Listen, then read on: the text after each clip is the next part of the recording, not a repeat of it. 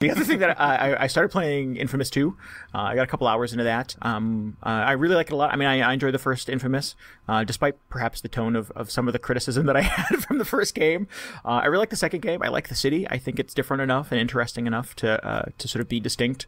A lot of the stuff that I sort of had issues with in the first one, like, taking 10 minutes to climb to the top of a building because the climbing thing was not so hot, and they seem to have sort of addressed that. There is a sort of you can look for these pipes on the sides of buildings. They're like wiring junction things, and you grab it and it just shoots you to the top of the building, which I think is awesome. I'm playing through the first Infamous right now, and I would love something like that.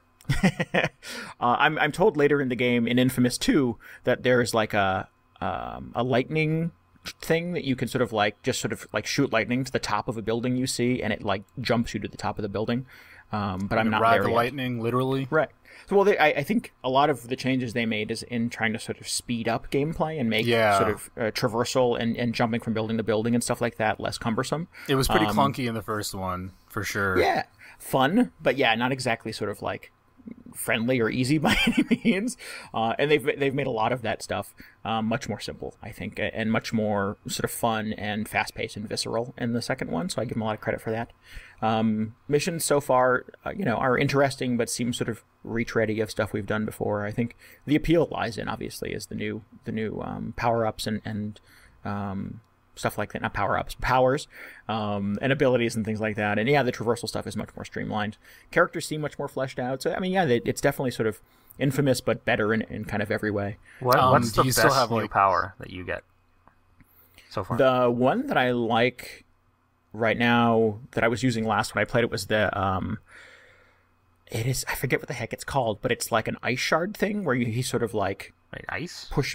What? Yeah, you get like I guess depending, you take good or bad paths in the game. You get ice abilities if you go good. You get fire abilities if you go bad. Nice. And you combine those with your already sort of ingrained electric abilities.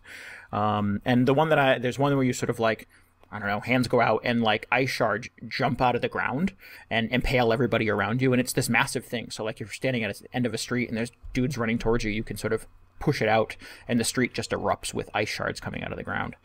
And it's pretty devastating. It's a good time.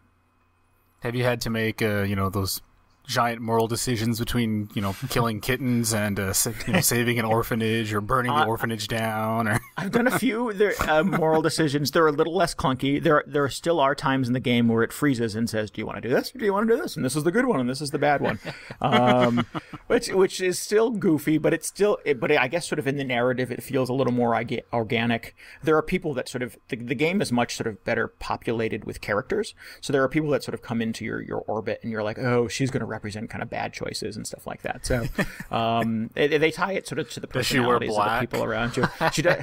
I think in the interest of trying to not take this to another level, the character herself is in fact black. So okay. Yeah. So so why is she evil? But no, that's a whole other conversation for probably another podcast. But anyways, yeah, I like it. I'm certainly not 19 hours into it or anything like that. I have not finished it, so I'm not sure what the payoff is. But that which I've done is good. There's it is essentially the video game version of New Orleans, and I've never played a video game that takes place in New Orleans before, so it was very cool to sort of see it rendered in that way. Cool.